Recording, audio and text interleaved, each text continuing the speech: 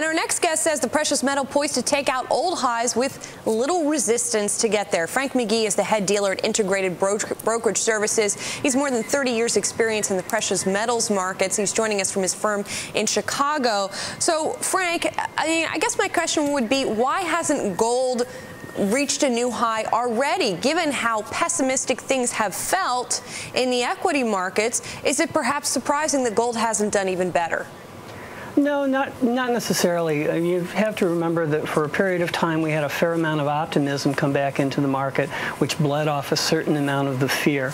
And as those numbers start fading away, now we see the gold starting to make its run back towards the highs.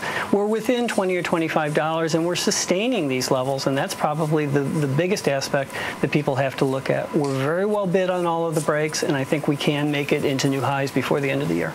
And what do you think is going to be the catalyst that's going to get us there? I mean, obviously, we've had little incremental news with each economic report. Mm-hmm. Do you think it's just going to be more of the same, sort of this steady march upward?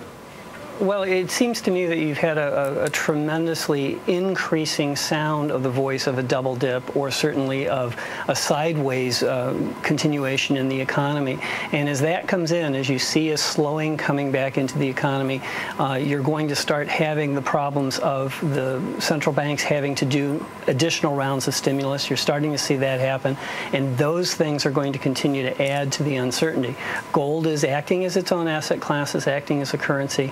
It's certainly all it absolutely has to do is simply hold value. It doesn't have to rally. And so the benefit here is if it does take off on the upside, which I think is a good likelihood, it will be a stellar performer coming forward. Frank, in just 20 seconds here, what about post-elections, for example, the risk that there would be relief on the equity side and that would send gold lower?